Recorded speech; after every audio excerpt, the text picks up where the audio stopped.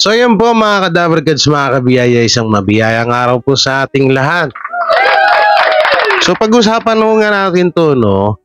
Kamakailan lang po ay bumanat po si Willie Revillame patungkol po sa agawan ng trademark ng Tape INC versus TVJ.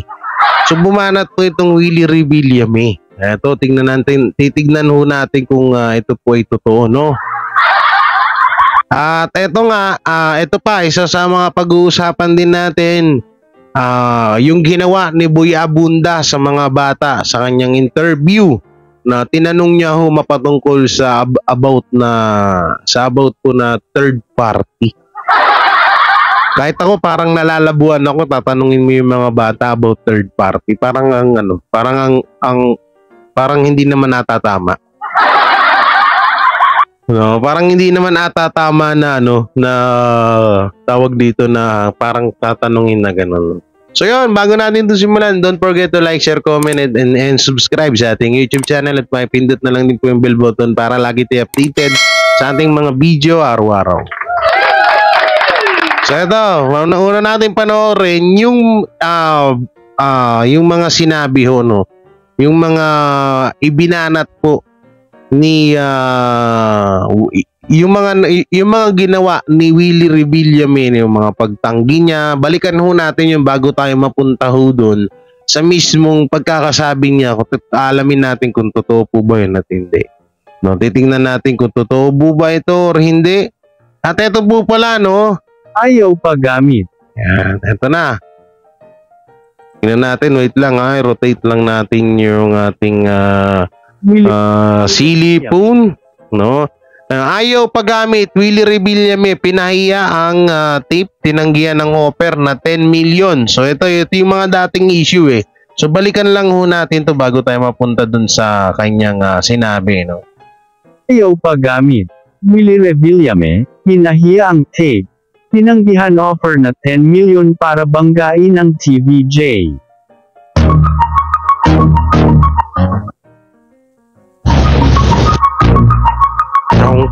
Chong. Kumakalat ngayon ang isang balita na napahiya pala ang Tape Incorporated sa pag-attempt nilang kunin si Willie Revillame bilang guest host para lumabas sa Eat Bulaga noong July 1 para may panlaban sa opening day ng programa ng TVJ sa TV5. At ito ay dahil wala kasing napala ang tape sa paglapit nila kay Willie, kundi kahihiyan, matapos ipagdiinan ng TV host comedian na hindi niya hahayaang masira ang pangalan niya, kapalit lamang ng pera na ibabayad sa kanya para banggain ang TVJ. Tsaka yaman na niyan. Ayon sa chika, ay inalok daw kasi si Willie ng halagang 10 million, para lang sagupain ang TVJ sa pinakaunang araw ng bago nilang programa sa TV5 na ang Eat, at para subukang mahati o maagaw ang viewers na para sana sa programa ng iconic trio. Ngunit ayon kay Willie, ay hindi mapapantayan ang respeto niya kina Tito Soto, Vic Soto at Joey De Leon, kahit pa doblehin o triplehin ang ibabayad sa kanya, at maliban pa dito, ay hindi umano niya gusto ang planong gamitin ang pangalan niya para sa masamang intensyon. Mas tatanggapin pa umano ni Willie na mag-guest sa programa ng TVJ sa TV5 kahit walang bayad, kaysa lumabas sa bagong Bulaga. Grabe Na ang layunin ay para ipakita sa TVJ na makakaya silang kalampagin pagdating sa usaping ratings. Samantala, laking pasasalamat naman ng netizens sa kabutihang loob ni Willie, na ipinakita sa pamamagitan ng pagtanggi sa alok ng tape sa kanya, bagay na ayon sa iilan, ay nagpapatunay lamang na hindi talaga mukhang pera ang nasabing host. Sana all na host ay katulad umano ni Willie, na iniisip talaga ang magiging resulta ng magiging pagtanggap. Putulin natin to. Dito tayo sa isa. Patapos na rin naman yun. Ito yung kasi etong alam niyo po ba na nung yung sinabi ni Willie na yan, mga kadabarkads, ay totoong ano po yan. Totoong sinabi niya ho yan, no? Kasi kanina voice over po yun. Ito dito tayo kay Nanay Christy Fermin. Binalikan lang muna natin yung mga sinabi niya. Yung about sa mga pagtanggi, sa offer ng alusos, no? So ito, panoorin natin. Balikan lang natin to. Alam niyo po ba na nung nakaraang Friday ay nagkita-kita po si Willie Revillame at ang magkapatid na Halosos. Ang kanilang CEO na si John at si Mayor, alam mo na, di ba, si Mayor Bullet. Ang gusto po nila, lumabas si Willie sa kanilang programa, yung hindi lehitimong Itbulaga, tatapatan ang unang sultada ng Tito Vic and Joey and Dabber Cats dito po sa TV5. Gusto nila noong Sabado. Isa lang ang sinabi ni Willie, matindi ang respeto ko sa Tito Vic and Joey. Hindi ko magagawa yon. Ang ganda, di ba? Pero kung ang dahilan kung bakit nyo ako karap ngayon ay ang wawawin, sige, pag-usapan natin. Yun ang sinabi niya. Pero yung tatapatan, ang Tito Vic and Joey, ang Dabber Cats, dun sa unang sultada nung Sabado, hindi niya yan magagawa. At sinabi niya, hindi ko talaga yan pwedeng gawin. Matindi ang respeto ko sa Tito Vic and Joey. At saka alam mo, hindi lang kasi basta magkakasama sa trabaho. Magkababayan. Ayun. Si Kuya Tito, si Bossing Vic, si Willie, puro taga-kabanatuan sila. Malalim pagka ganong may regional ng pinag-uusapan, di ba? Kaya sinabi niya, tinanggihan niya talaga, hindi ako po pwedeng lumabas sa programa niyo. Ayun. Di ba? Napakaganda para kay Willie. Opo, napakaganda at paano yan? Plus points, pogi points mo kay Kuya Will. Kasi hanggat nandun talaga yung title ng fake na Itbulaga Nanay, talaga mahihirapan talaga yung mga artistang hihiting mong sumusuport at nagmamahal sa totoong Itbulaga eh. Katulad nga ngayon, ang sama-sama ng loob. Ano yun? May ads pa. Kaya shoutout ka lang Nanay Christopher Minen na Romel Chica. Incorporated. Kasi yung mga artista ng GMA7 na matagal na nilang iniimbita para lumabas sa kanilang programa, pamukat-mukat mo, nasa It's Showtime noong Sabado. Diba? Napakasakit nga naman nun. Magkabilang bigwas sa kanilang mga sampal na mag-asawa yun. Diba? Kaliwat kanan yun. Para sa tape. Kaliwat kanan. Nakakaloka yun. Samantalang na Sabado, umuulan ng ng sparkle. Ang layo. Napakalayo po at talagang aminin natin ang katotohanan. Heavyweight po ang Tito Vic and Joey at ang Dabber Cats. At inuulit namin ang dalawa po na kumalaban sa kanila, nakipagsalpukan. Boxing po ito, wala lang sila sa lona. Excuse me, sabihin na po natin magkaiba ang kanilang timbang. Diba? Tito Vic and Joey, makikipagsalpukan ka. Hindi umihiwalay ang publiko sa TVJ. Grabe. Okay. So dito, mapunta na tayo dito sa mismong pinaka sinabi di umano ni Willie Revillame papatungkol sa sa trademark, no? Tingnan natin ha. So ito na yung mga Dabber Cats, ito na yung sinabi daw ni Willie Revillame sa sa tawag dito sa kanyang live kasi ang Wawawin po ay nagla-live po tuwing gabi. At take note di hamak na mas mataas yung views nila kaysa sa Color Room na noon time show. Mamaya i-check natin yan. So ito, panoorin mo natin to. Willie Revillame binanatan ang kanyang mga kaibigan na sina Halocious Brothers kung saan nagmamanage ito ng Tape Incorporated.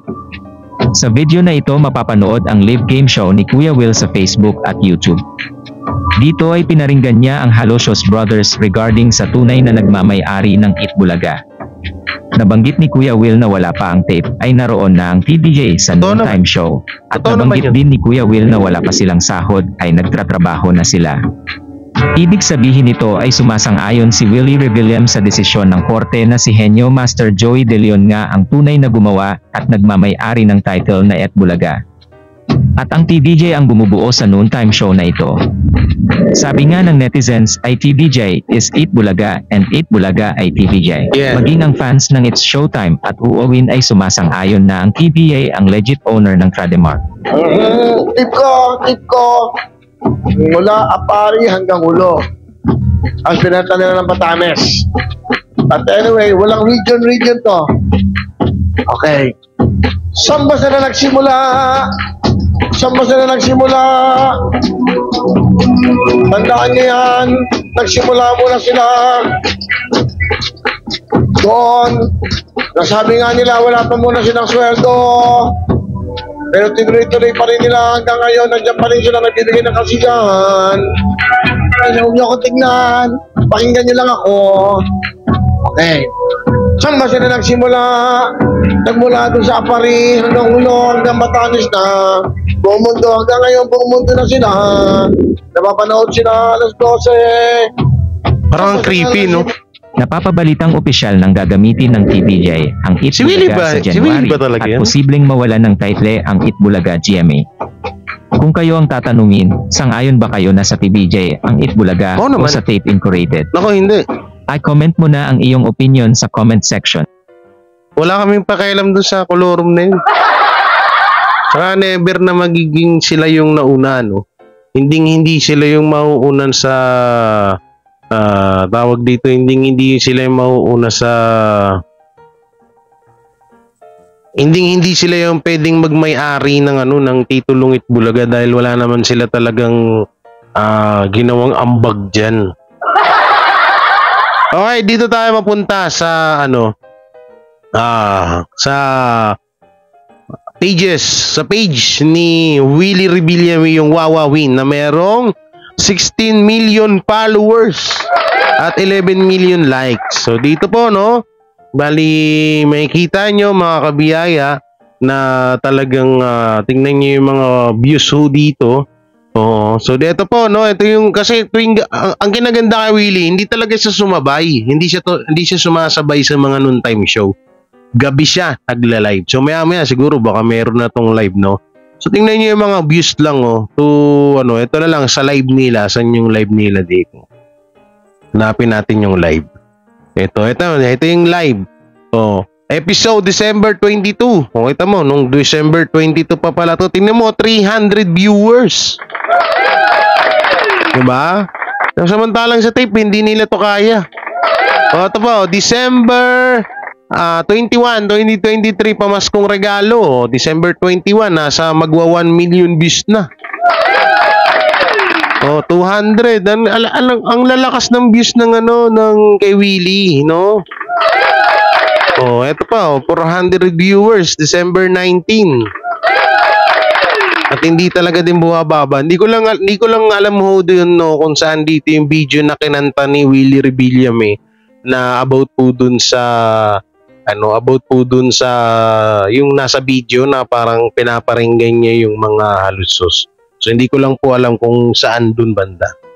So alam naman natin si Willie, talagang matindi yung respeto niyan sa sa Tito Vic and Joey. Kaya talagang siguro yung mga ibang nanonood diyan isa rin sa mga Dabber Cats, di ba?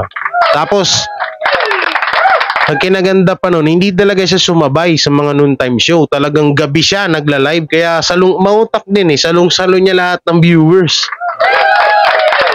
Kaya mapunta na tayo dito sa issue about kay Boy Abunda na may ginawa nga daw na hindi nagustuhan ng mga netizen, no? So eto, i-screen recorder natin na makikita nyo dyan sa screen. Sabi ng Avanti News, hindi nagustuhan ng ilang netizen ang mga tanong ni Boy Abunda sa mga batang guest niya sa kanyang programa sa Kapuso Network. Ito na naman si Kapuso, no? So, ewan ko lang kung hindi ko lang alam kung naano na to, Hindi ko lang alam kung napanood na to ng MTRCB dahil bawal din to kung sa totoo lang. Sa totoo lang, no? So, eto. Inusisa sa hiwalayang third party, Boy Abunda, Aboy Abunda, nakakadismayang tanong sa mga child star. So sino ba to? May video tayong papakita sa inyo mamaya. Ito. Hindi nagustuhan ng ilang netizen ang mga tanong ni Boy Abunda sa mga batang guest niya sa kanyang programa sa Kapuso Network. Sa tinanong ni Boy kina Rafael Landicho, kay Siana Stevens, at kay Gwen Michael, kay Gwen Michael. Ang opinion ng bata sa topic na pang-adult gaya ng hiwalayan ng magkarelasyon at third party.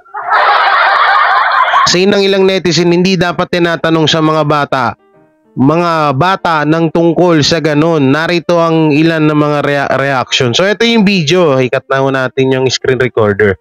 Ito po yung video na tinutukoy po ng mga netizen na bakit yun ang tinatanong ni Boy Abunda. Bibigay ko 20 pesos. 20 Wait lang ha. Away naglilid sa divorce. Ito. Walay. Meron kayong payo? Peace. Ito naman napapag-usapan lamang. Tayong apat, tayo Pag-uusapan lamang, kaso Kuya Boy, bata po kasi yung kausap nyo, hindi naman po yung kaedad nyo. Ewan ko ba ba't tinanong to ni Boy Abunda sa mga bata? Hindi mo pakinggan nyo dito sa industriya. Itong end of the year, maraming mga Kita na nga lang natin. Kung meron kayong payo, piece of advice na maibibigay doon sa mga mag-boyfriend o kaya people who are married para hindi sila maghiwalay, anong payo ang inyong ibibigay? Ikaw, Yuen. Ayaw kong ibibigay. Huwag kayong mag-away, huwag kayong kasi lahat ng away naglilid sa divorce o Kasi dapat calm down na kayo. Mag-uusap kayo ng Bakit kaya tinanong to ni Boy Abunda, no? Tingnan mo yung mga bata, wala din tuloy maibigay na maayos na sagot. Dito sa mga bata, wala akong kaso dito. No? Kasi tinanong sa kanila dun. Ang may kaso dito, may mali dito. Itong si Boy Abunda, kaya yung writer. Bakit yun ang itatanong sa mga bata? Bakit kailangan itanong ho yun? Sa ewan ko na lang kung napanood na ho ito ng MTRCB kasi syempre rin to mga tapuso talaga. Bakit kayo gumagawa ng ganyan? Tingin mo mga child star to, tsaka yung edad nitong mga bata pa. Ba't mo itatanong yung hiwalayan ng isang magpartner at third party na yan? Wala naman yan kaalam-alam sa mga ganyan pa. Saka ito pa, ang pinupunto kasi dito mga kabiyaya, yung about siguro sa mga artista ngayon na naghihiwalayan about sa third party na yan. Tingnan nyo yung mga sagot ng mga bata rito. Okay naman yung mga sagot ng mga bata, walang problema. Napakatatalino nga, napaka-matured ng sagot nila. Pero kahit na dati hindi tinatanong to sa bata. Halimbawa, mag-boyfriend o kaya mag-asawa, tapos biglang may pumasok na ibang girl, third party. Anong advice na ibibigay mo sa kanila? Ang advice ko po, paalisin nyo ng third party. Paalisin? Kasi, galing! Kasi may nauna na Ba't pa siya sisingit? May nauna na. Tsaka kapag yung lalaki, sa third party na babae, cheater na yung lalaki. Tsaka sila mag-play. Okay. Kaya paalisin na yung third party. Paano ang tamang pagpaalis? Yung alis? Parang, wag nyo kaming istorbohin kasi magjowa na kami. Hindi kami single. Okay. Maghanap ka na lang ng iba. Na single, no? Oo, tama. Dami-dami itatanong, ba't yan pa yung tinanong sa bata? Yung mga naghihiwalay, ano ang advice na maibibigay mo? Sasabihin ko po sa'yo, huwag po kayong mag-away, huwag po kayong sumigaw. Dapat mabait po kayo. Pag naaway po kayo, think about what you have done. So you have to say Sorry po. Oh, sorry, apologize. Napakaganda. Rafael, ikaw, anong pananaw Ang mo? tahimik sa studio. Akin po, payo ko po, wag na wag kayong mag-aaway kasi mahirap makahanap ng true love. Kailangan pag may onting misunderstanding lang kayo, mag-communicate kayo. Communication is key. Oh. Kaya dapat maayos nyo agad kasi mahirap makahanap ulit ng love na ganun. Kawawa nakatulad naman yung mga ng bata, hindi pa nila dapat tanong. Ito naman, alam ko hindi ito inaasahan, pero ang Hindi nga galing namin mo, inaasahan, di Kuya Boy. palagay ko nakikinig ang maraming mga government officials sa atin ngayon na nangangailangan minsan ng boses ng kabataan. Naririnig niyo ba yung problema natin sa West Philippine Sea? Naririnig niyo yan? Yung pinag-aagawan? Yung about sa West Philippine Sea, okay, pwede pang makiano yung, kasi boses ng kabataan, okay, mahalaga yan sa Pilipinas. Pero yung tatanungin mo yung kabataan about sa third party tsaka hiwalayan, parang di yata tama yun. So, parang nakaka lang to si Kuya Boy. Hindi natin alam na gagawin niya to. No? Yung, ay nako Kuya Boy, anong nangyari sa'yo? Kuya Boy, ano ba yan? Ewan ko lang kung nalaman to kapag napanood to ng MTRCB kung anong, although wala namang masyadong tinatawag na yung katulad ng ginawa nila Vice Ganda, hindi naman ganun, no? Yung nga lang yung tanong, pang adult kasi yun, pang matanda yun, hindi pang bata.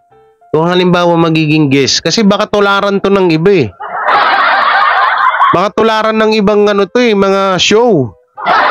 Mamaya tanong sa mga bata, paano ba yan pag nakabuntis ka, ganito, ganyan.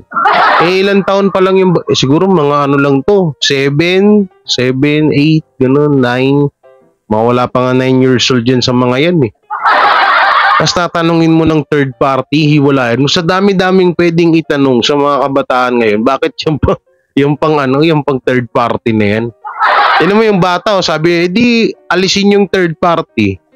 Baka nga yung salitang third party, hindi pa nila masyadong alam yan kung anong ibig sabihin ng third party na yan. Baka nasa isip nila yung party, yung pag may birthday, ganun. Walang... Kaya mga kabiyaya, di ba? Tama naman ako. Ba't kailangan kaya maraming netizen yung nagulat dito bakit yun ang ginawang katanungan ni Boy Abunda sa mga batang child star na yan, di ba? So kilala naman natin si Boy Abunda, isang matalino at professional na tao, pero ba't ganun nangyari? So mga kabiyaya, mga kadamergads, hanggang dito na lang yung video natin. Anong masasabi nyo dun sa issue at sa mga nasabi ni Willie Revillame mapatungkol sa Tito Big and Joey, sa TVJ at sa trademark na Itbulaga? At ano rin masasabi nyo sa ginawa ni Boy Abunda ngayon sa kanyang interview na mapatungkol dito sa mga child star na bata na pang-adult nga po yung mga katanungan na yun at hindi pang bata. Sa ngayon po ba kayo dyan, i-comment nyo lang po dyan sa baba. At syempre, don't forget to like, share, comment, and subscribe sa ating YouTube channel at pipindot na lang din po yung bell button para lagi tayo updated sa ating mga video araw-araw. So maraming salamat. Ingat po kayo palagi and God bless and peace and bye. Sila ang TVJ Defenders. Pagtatanggol ang katotohanan sa mga bashers. Tunay ang kanilang dala, katotohanan talaga. Ano mang sabihin nyo ay di yan sa kanila uubra. Mga salita nyo na di katotohanan, sila ang patunay na merong katotohanan. Wala silang kinatatakutan, basta nasa tama kanilang paglalaban. Ang TVJ ay kanilang susuportahan. Sila ang defenders na laging nasa likuran. JD Barra, Jake Magnus, Chris Ulo, Tita Messi, sila ang nandyan